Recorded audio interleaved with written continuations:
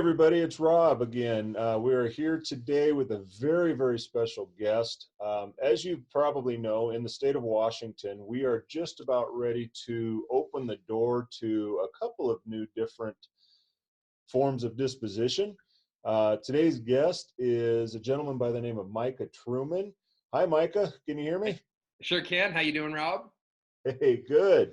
So, Micah Truman, number one, is one of our newest members for the Washington State Funeral Directors Association. He came to us about a year and a half ago wanting to come to a district meeting and check out one of our district meetings. Then we found him at our state convention, DEF CON. He came and participated in that and got to ask a number of questions of people. But Micah has come to us and he's offering a new product. He's also getting into natural organic reduction, and he's developing a company called Adama. And so I just want to talk with Micah and just in the past, this has been a 5-minute talk, but we might have some additional questions. I know we have quite a few, so it may go a little long today, guys. But anyway, Micah, hi, tell us all about yourself. Thank you. Hi. Well, yeah, as you know, my name is Micah Truman. I'm the founder of Adama. We will be doing natural organic reduction starting hopefully towards the end of this year, beginning of next. It's regulation obviously dependent, so there's some hoops to be jumped. Our focus is on essentially human composting, what we call natural organic reduction. We are venture backed. We have not, we received a seed round, and so we're all set. Today actually wrapped our round up, and we are good to go, and we'll be rolling. So you have a plan to open up Adama. When will that be coming out and being open to the public? So our hope is Q4 of this year. We have two challenges in front of us right now. One are disposition laws, the actual disposition of a human body, which are currently being fine-tuned and discussed. There will be some open meetings, I'm sure you're aware of, Rob. That will be kicking off, I believe, towards the end of next month, if memory serves. And then, of course, we've got to get our way through zoning and building codes. And we're approaching different areas, different localities, and they are scratching their heads a little bit as we explain what we're doing. And they go, we don't have any experience in that. So there's going to be some ramping up on that side, but we will run faster than our problems, I would hope. Sure. Tell me, if it was a perfect world, where would this company be placed? Where would you like to have, or where would you like to see this placed? We do not want to be in a major Seattle metropolitan location. We don't really see that as our focus. I do like the southern end of the city, sort of downish, Kent Valley-ish. I want to be near to Seattle and Bellevue and Tacoma and the airport. So that sort of configuration lends itself to that Kent Valley-ish area. But again, I've got a right to change my mind. There are a number of zoning things in play, and we will figure those out as we go and adjust accordingly. So that sounds like a great plan. I guess what we probably ought to really jump into is, what is natural organic reduction? We just, there's a lot of talk. We've seen a lot of things on the news, a lot of newspapers. We've even seen some comedy satire, I guess you could say, about it. There's a lot going on, but what is the process? How does it work? And I guess why do we want to do that? Sure. Expand on that? Sure.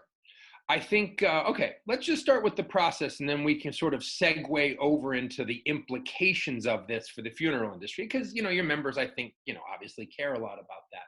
So natural organic reduction. Our product ultimately is soil, is compost. In cremation, the product ultimately is ash, or that bag of crushed bone that is ultimately delivered. So we deliver soil, whereas crematoriums deliver ash, if that's a fair sort of assessment of where our product lies. There's much that underlies that. There are some critical differences that we can get into shortly. So Natural organic reduction, that is the taking of a body, and it can be a human body. And in the past, is all kinds of different carcasses, be it pigs or cows. This has been done on farms for many, many years. This is not overly new. And the reduction of that carcass into essentially soil. So, for example, you're a pig farmer and there is a sickness, a flu that sweeps your sties, and you're sitting there with 200 dead pigs. That's a major issue. And if you let them sit, you are in for a truly, specially horrendous day. So there are companies that will go out there, set up the processes, systems, and temporary facility for you to take your animals, your dead animals, and transform them. What we've done is to take the underlying science, the basic understanding remains the same, and uniquely configure it to a human. So in farms, you could take 50 pigs and do them together. You could do 10,000 chickens if there was a problem. But of course, we're humans, and those processes are not applicable to us. Those are inappropriate to what we're looking for. So we had to essentially take basic mortality composting science and transform it into something appropriate for humans. And that's where we are now. Now, so the process itself, we've seen and heard, as I mentioned on the news stories and the newspapers, the process itself uses machines, I guess, as a vehicle to compost human remains.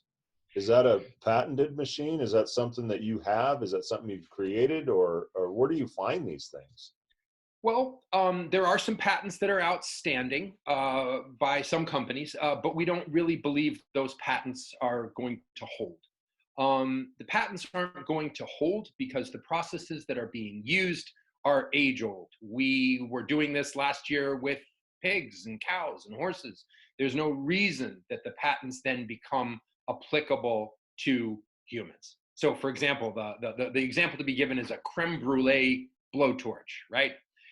Blowtorches, they are there, they're out there. But Rob, if you and I decide we're going to build ourselves a creme brulee blowtorch and try to patent that, I don't think the patent office would necessarily look at that with a kind eye.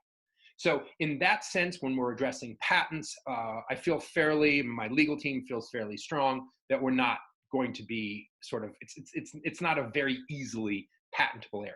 Now, what they could do would be to say, with this particular mix, with this exact configuration, with this and that might work. But general ideas of composting, no, I don't see that really happening.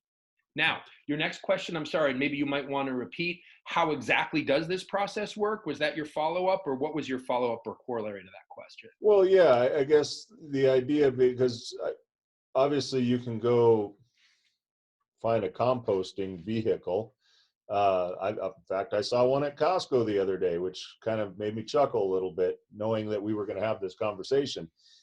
But what kind of machinery is needed in this, or is it a machine? I know that people, there's cemeteries that are offering composting currently through a true natural setting. But do you use machines in your business model? Great question. Well, when I think of a machine, at least, the machines, the debate, or I should say the discussion of what a machine actually means is somewhat up for debate. No, I think if we were to say what we're using, it's not a machine, it's a vessel. What's a vessel? A vessel is a big container. When I think of a machine, it has a lot of mechanisms in it that are powered and moving. And no, our vessel does not do those things. The truth of the matter is, it's not needed.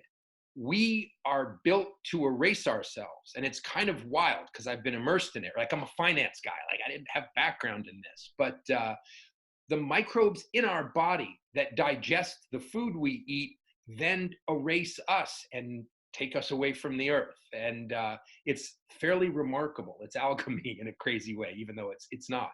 But honest to goodness, this transforms us into soil, and a vessel is what does it. So when that process is done, I've heard anywhere from a cubic yard of soil maybe less, maybe more. What's the outcome? What are we looking at as Sure. far as the amount of Sure. soil? To be honest, we're looking at a lot. It's one thing for me. So the short answer is yard and a half of soil. So that's what it is. But let's put that in perspective. Some of us worked landscaping. I did. But there are those who don't know. A yard and a half of soil would fill a large F-150 pickup truck bed pretty darn high. So Wow. we are genuinely talking about a significant quantity of soil at the end. And that's something that I think needs to be discussed and we need to figure out as an industry. Well, certainly. I mean, in Washington State, we're hovering around that 80% mark of people that are used to cremation and used to receiving a small size of, say, a shoebox of cremated remains.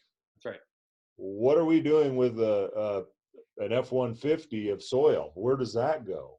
That's the $64,000 question. And it's interesting. You know that old Steve Jobsism, we're designing a product for the market that doesn't yet know that it exists or what to do with it, but we believe they need it. This is sort of, in a way, one of those things. We're seeing a need and we're trying to fill it. But some of the details, I think, need to be fleshed out. So there are, honest to goodness, going to be families that are going to take a yard and a half of soil and use it. Are they the majority? Nah. It's going to be a real minority. And what's going to happen is we will find partners, are finding partners, who really need the soil. And that will be used to rejuvenate areas that have been deforested, where there's environmental issues, where a whole host of things need to be done. And the primary driver to fix it is going to be topsoil. So part of it will go to the family. The family is welcome. In fact, we'd love it if they took as much as they possibly could. And we will do the right thing with the rest of it. But it's a significant logistics operation that needs to be set up to handle that. And we will be doing that. I mean, think of it this way. A pickup truck, a large one, will take 10 yards, 15 yards, 10 yards of soil. At a yard and a half per decedent, we're talking 6-8 people. So for every 6-8 people, you've got a monstrous dump truck that needs to be moved somewhere. And these need to be factored into our business calculations, really. So I guess the big question, and we actually, and we'll get to some of these too, but before this interview, we put out a question on Facebook. Write in and ask some of these questions so that we can address them with you. One of those questions that came up was with regards to the soil. What science is there to say that this soil that's being produced is actual soil and not still component in some form or fashion of human? To say, can we just take this soil and put this soil out in a playground somewhere? Can we put it in a garden somewhere? What can we do with it? And how do we know that what we're doing with it is the right thing, because it's not going, and that it won't somehow ruin who we are or things like that? I mean, I take what your is point. there that does that? You know what I'm saying? Yep, a great question. Let's break that question into two parts. One, legal. Two, scientific. Legal. Right now, the simple fact is that on May 1st of this year, we have a legal right to use, dispose of human compost in the same fashion that we do with cremated remains. That's the simple fact. That's what the law says. That's what we are allowed to do.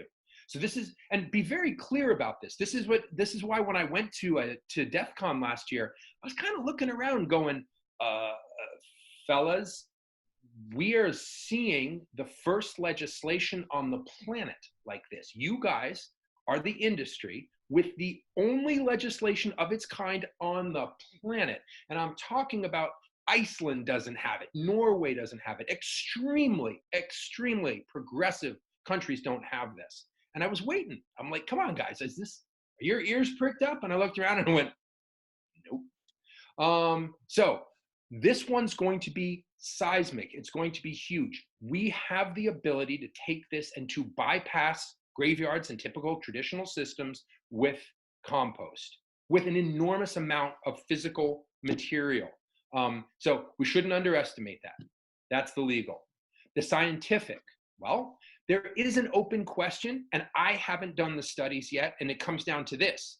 Is there live DNA in a composted, a finished compost product? And we haven't tested that on humans yet. We're not there yet. And that's going to have to be done. Do I think there's going to be? No, it breaks down proteins. This is a system that's extremely powerful. Remember, well, we'll get into the process possibly later, but we have a body that's going to be at north of 130 degrees for well close to a week to 2 weeks. And the heat of that combined with the microbes does an unbelievable job of utterly transforming the body. But again, until we are able to put a host of scientific studies together and not, sort of hidden things that no one's giving us results for, I'm going to be careful about how we ultimately respond to that. Okay. So, yeah. So, I mean, like you said, we don't know the actual outcome at this point, but we should. Uh, and I think that probably, if I'm hearing you correctly, is because this is a landmark, trailblazing process. We just don't know. We're basically going out into the open. But historically speaking, are we really doing anything different than we've done for a bazillion years? I mean, Now we're talking here, Rob. So the heart of the matter is this.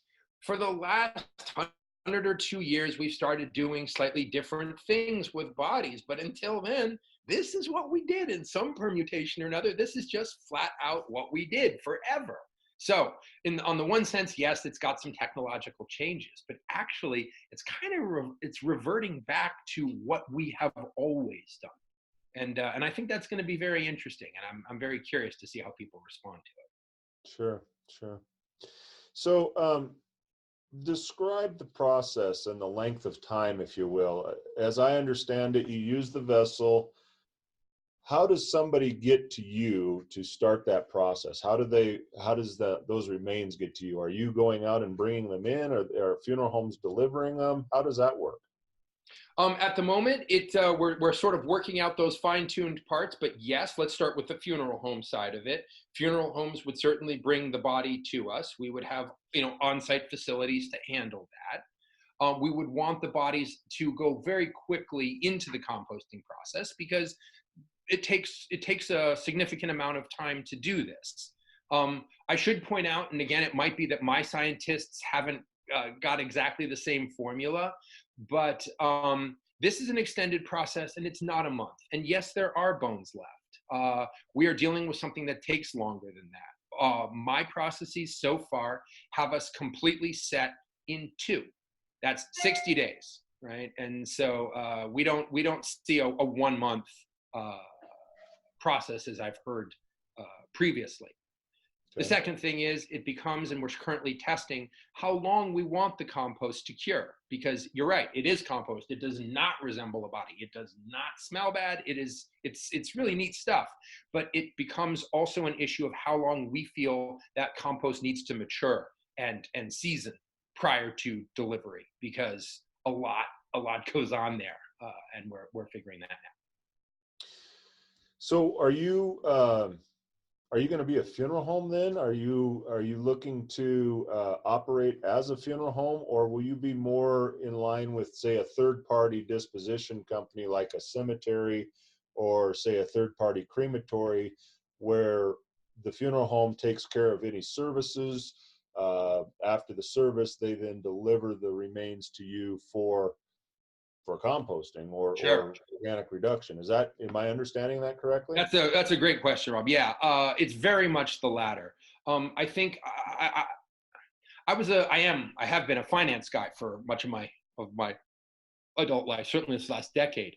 And one of the most important things that I've felt is, well, 2 things. One, get very good at something that's hard, and I'd like to become very good at this, and leave the stuff you don't know to those who are good at it. And I see ourselves as part of an ecosystem. So, short story long, we will work very closely with the funeral industry. We do not intend to have celebration services. I don't have the foggiest notion about how to organize all the things that surround a funeral, nor frankly am I going to be doing that. Instinctively, A, doesn't interest me, but more importantly, there are very, very competent people out there, and that's your job, Rob. And you sit there with these folks in a room who did it, whose father and mother and grandfather and grandmother did it. That's not where I'm going. We're here to support the funeral industry, and we're here to figure out how we bring in a new method of disposition. Gotcha. So my guess is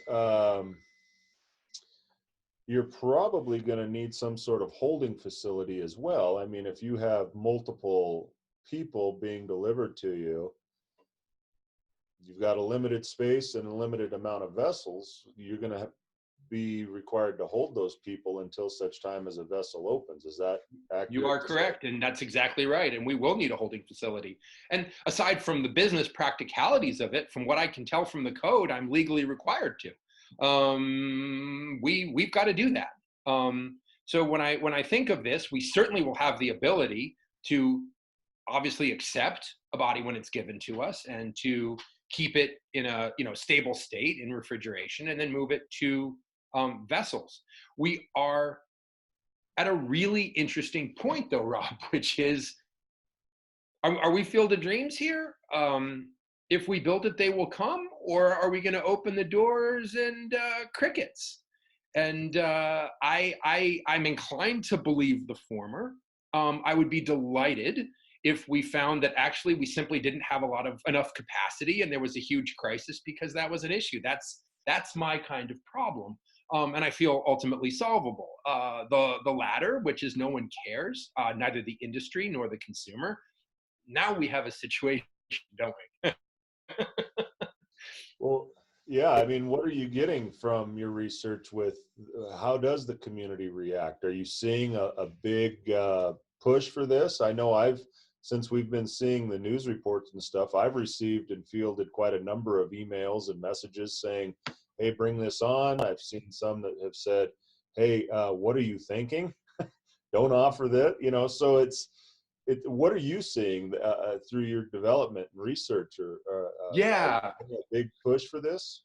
Sure. So again, in my world, in my previous job, we were very data driven. We were always trying to figure out what the answers to things were on a sort of a data side. And this is interesting because we don't have it. And so my solution, I did a very sophisticated methodology. I called my mom and I had her set up a bunch of interviews, and she was like, all right, how many do you need? And I'm like, Ma, can you get me 5? She's like, come on now, I'm gonna get you 30 or 40. And I was like, well, yes, you are, aren't you? So I ended up sitting face to face with a few dozen people over the age of 70. And I was a skeptic. I'm like, come on, we got ourselves some wired things, and they love it. You got the vessel, and then everyone gets to talk about death, and it's so cool, and I was very skeptical.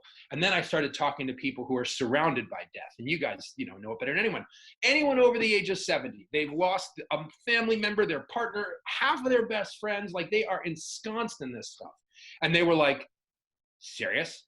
And I said, I don't know if I'm serious, to be honest. I just want to explain this to you. And to a person, their answer at the end of it was, I want that. That's the thing I want. And I was like, really? And I'm not trying to sell it. I don't have it. And they're like, I want this. I want this immediately. And I was like, holy cow, let me tell you all the weird things. I think this is kind of strange.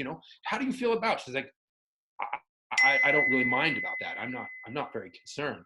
So it's a long way of saying I sat there face to face with dozens of people, and the response was really visceral. And I think it's there because these guys are thinking about it so hard, and they're so surrounded by it that I might, not you, because you're much more in that world than I am sometimes, but this is the number one topic. When I go to my mom's house and her friends are there, they're like, are you going yet? Have you started? Can you ship from New York? What about New York? So this leads me to think that we are looking at something that's going to be significant. I originally thought that the younger generation would be like, wow, that's cool. Hey, Mom, would you consider that? No. It's the older generation is saying, you listen to me. This is now going to be what I do, and you will follow my instructions. Pretty unreal, I think, Rob. Watch this space. Well, why do you think that is? I mean, we've always, of course, we're funeral directors, so we're very fearful of change, to say the least. But why do you think that is? I mean, why are people looking for other opportunities for disposition? Is it we want to save the planet? Is it we don't want to take up space in a cemetery? Is it I hear a lot of times of I don't want my family to have to deal with it.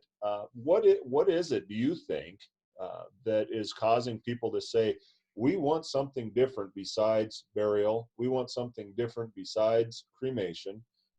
We don't know what we want exactly, but we know we want something different. What's causing that? Rob, this is the heart of it. And I think you summarized it absolutely perfect, which is, let's just set aside for a moment our disposition methods. I don't know if we're composting or freezing and then pulverizing into dust or whatever it is that ultimately happens. I think, and my experience, and again, I'm an outsider to your industry, but I walked in and I've talked to folks and I've gone to your conferences. There is a huge resistance in your industry to what's about to happen. And what's about to happen is going to shake your business to its core. And I honestly don't think most people are up to looking at that. And what's about to change is that people want to make a disposition method that they feel is good for the earth. And the feeling is that burial is not, unequivocally not, the way it's currently being done. And cremation, which previously was thought as fairly decent, is also environmentally problematic. And what's going to happen is there's going to be an insanely large consumer demand for an alternative. And you guys have a very critical set of decisions to make. Be this. That's stupid. It's dumb. It's a bunch of guys that don't know what they're doing. We got our goths and our death guys, and they're wearing black, and they've got a mohawk, and they got a nose ring, and they go late at night to some cafe clatch and talk about what they're going to do when they're going to die, which is too bad because they're 26 years old. And unless they do something stupid, they're going to be around for 60 years. All those things are true. But we are looking at a change of consciousness. And I don't say that like I'm not a deaf guy. I'm saying it because it's coming. What is your industry going to do to handle that? I'll tell you what I'm going to do. It's this. What are you going to do? And what are your members going to do? And I tell you something, Rob, if you go to your conference this coming year and no one gives us any mind, half of you guys are roadkill. You're done. You're finished. It's harsh, but it's the reality. I mean, we do maybe have this interview is going to go out and people are going to take major issue with what I've just said. Yeah, that's true. They could very well do that. Like I'm very cognizant of what I've said. And I am not saying either. And what's so interesting about this, you know what this reminds me of? Digital photography. So I ran an online advertising agency in China when we had 1 million people online. And Kodak was our biggest client. And I was super excited because digital was coming out. And I got my hands on a digital camera for the first time in my life. And it was like, holy shit, amazing. Look, you press the button, takes a picture, but you can take as many pictures as you want, and then it's there. And I'm like, geez. So we go to Kodak and we're like, Kodak, this is nuts. Let us design a product that's going to, you guys have the product. We're going to be your marketing company. We're going to market the crap out of this. And you guys are the king of digital photography. And they go, you missed the point here, son. Digital photography is extremely expensive. It was $800 for a camera in 1998. Like, dude, no one's buying a digital camera. Listen, let the hobbyists dabble. We do the thing we've done for 100 years. We are in Rochester, New York, son. We make more money than anyone has ever seen. Things are not going to change. Okay, we know what happened. And Kodak was uniquely positioned to be the king of digital photography. The funeral industry is uniquely positioned to dominate environmentally conscious disposition methods. But you might not do it because you're so ossified that you can't. And Mhm. that's where things are going to be interesting. And what's difficult about an industry like this is it's very much the same for a year, for a decade, for half a century. And the generations continue. But when that sea change happens, are people going to be ready? And I guess that's the question I ask you.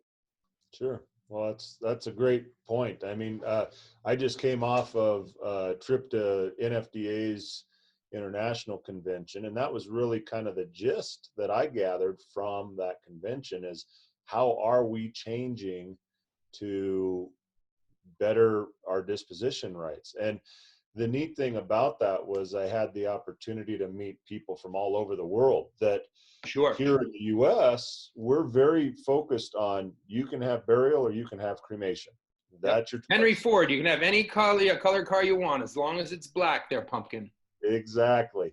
But internationally, meeting people from all over the place, and I'm not talking about just Europe and some of the countries that you mentioned previously, but I met a number of people from South America.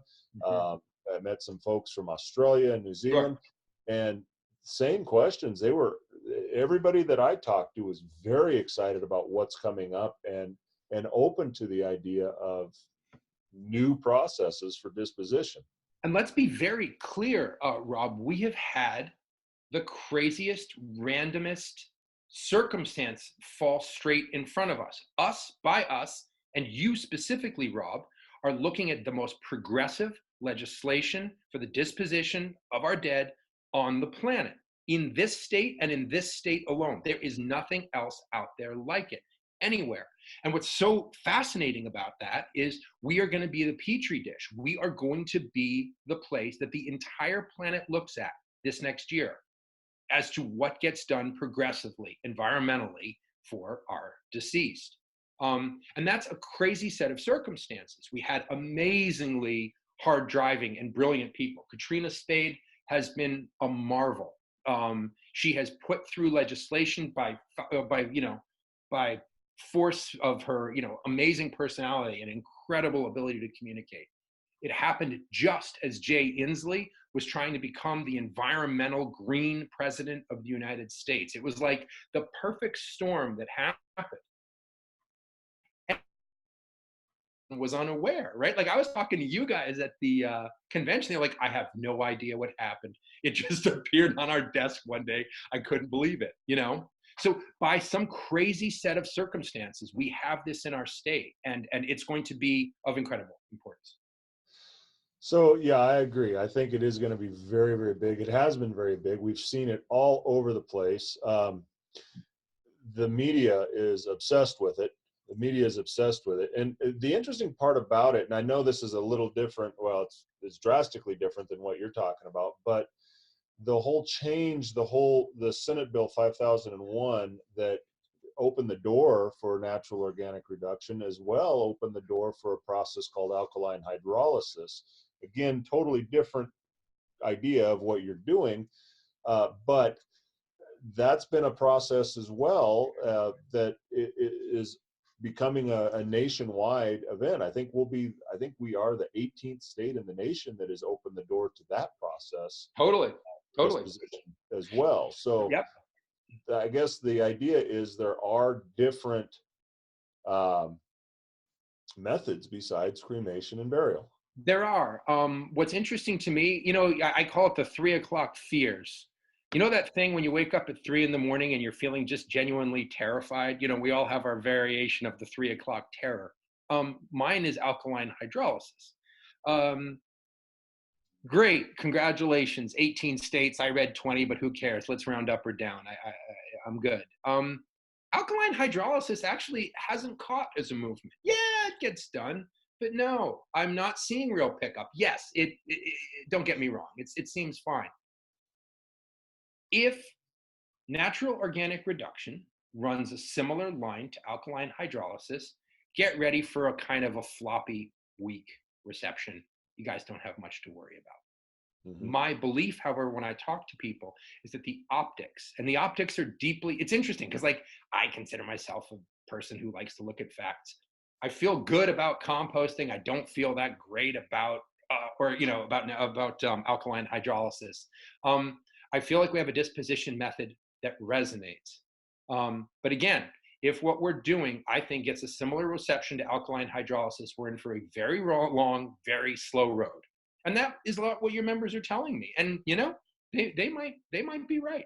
They might be right. But I don't think so. I think we're looking at a very, very different animal with natural organic reduction. I really do. Okay. Well, I mentioned it at the beginning of this. We did put something out on Facebook asking for people to ask some questions. And so I'd like to get into some of those with you if I could. Right. Just looking at some of these on the screen here, there's a gentleman that writes about that he's seeing cost ranges of about 55, 6,000 for this process. Is that an actual true figure for you, or being not a funeral home, but more of a disposition facility?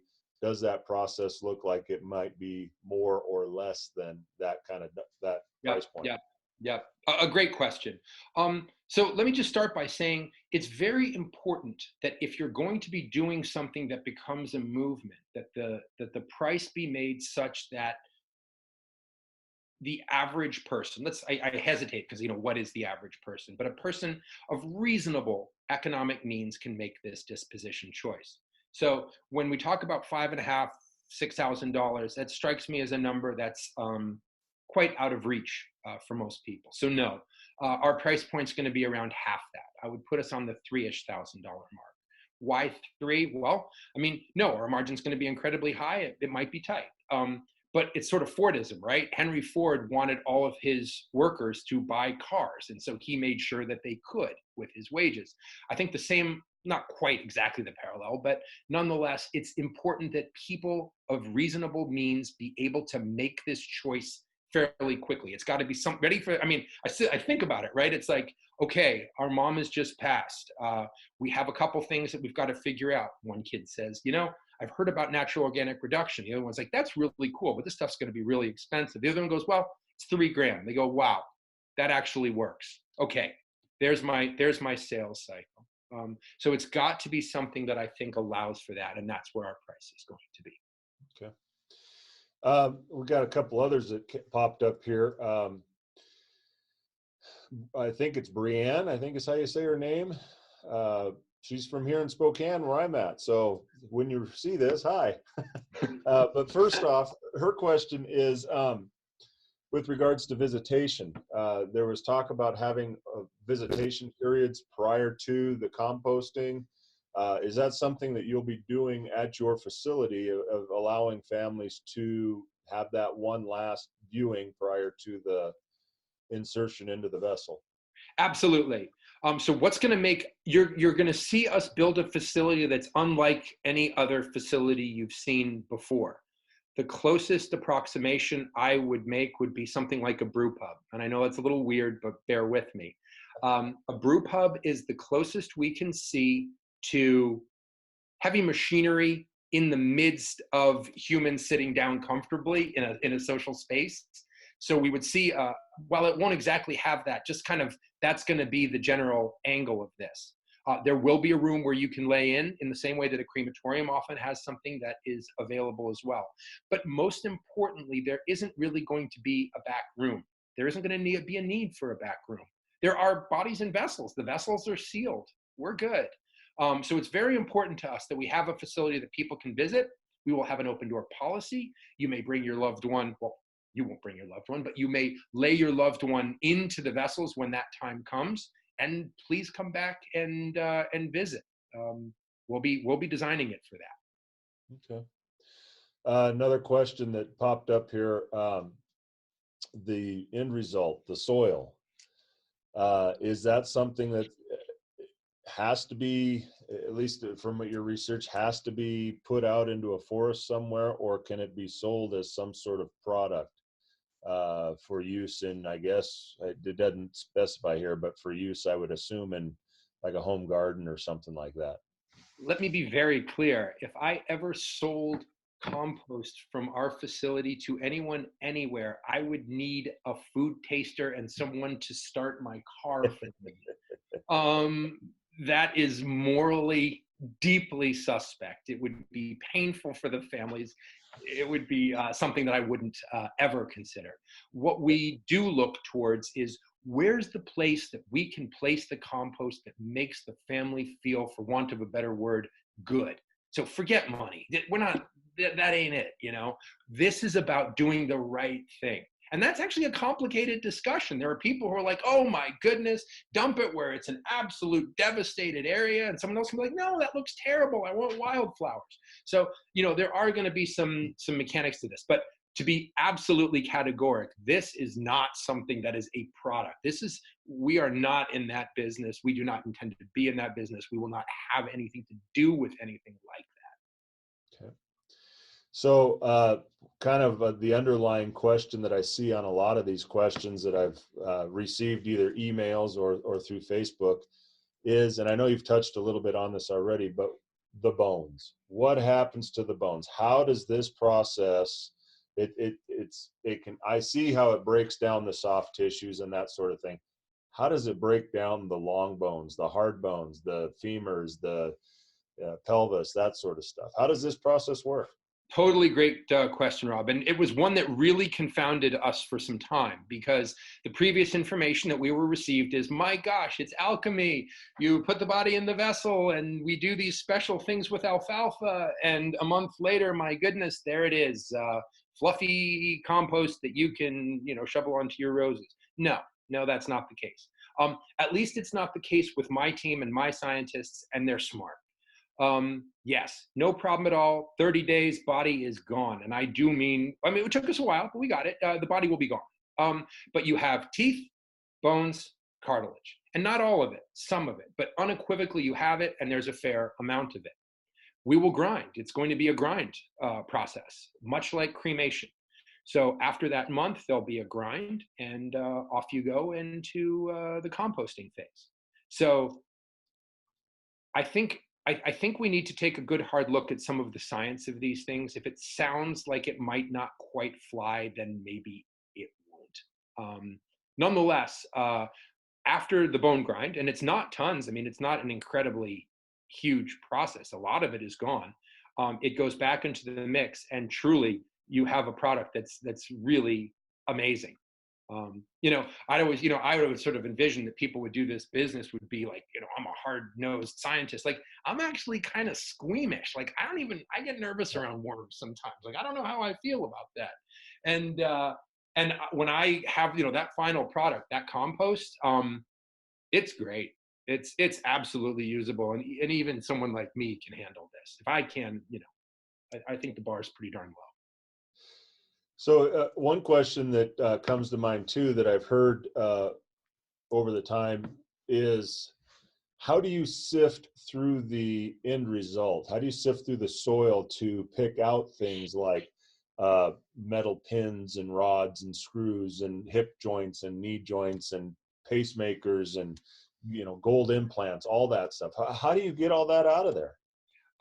If I was to point where I'm using a lot of my time and energy and scientific effort, it's on this. I can't go into the specifics because it's fairly proprietary, but it's like anything else. Let me talk for a moment about peas and French fries.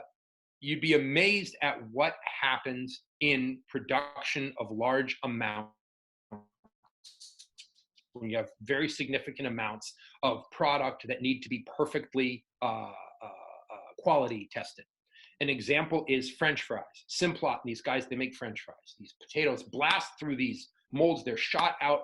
They use vibration belts to smooth out the fries into one completely perfect layer. They shoot the fries over a waterfall. And in midair, there are things that check each and every freaking fry. And there is a puff of air that knocks the bad ones down, right? As you sit there, it sounds like machine gun fire. Short story long, they are able to make a very, very dense, a huge number of tiny products into an extremely carefully sifted and filtered final product. While our process will be very different from that, we absolutely will make sure we don't have any inorganic contamination left with our final product. If they can do it, I assure you, we can as well. Sounds like a big endeavor. Sounds like a big one. You know, that old, Yeah, you your know, French fries though, and that it's almost lunchtime, and I'm like, French, why is he talking French fries? I'm getting hungry here. Gotta quit doing that no, to him. yeah, and I was sort of telling you yesterday, you were like, it's a 5-minute talk. And I was like, Rob, I doubt it. Yeah, we But have yeah, been a little long, but it's good information because we've not had this and been able to put this out to anybody at this point. And so at this point, I guess the question would become, how can we reach you if we want more questions? If we have more questions, how can somebody, can they call you? Can they email you? How do yeah, they get in touch? absolutely. You know, my company, we're not ready to sort of put up all of our materials yet because, you know, we're still obviously building our facility and working on things. You have my email address, Rob. If people get in touch with you, I'd like you to have them call me. Okay, We want to make sure that this works for your industry, and I'm not here in any way to build something that doesn't provide value to you guys.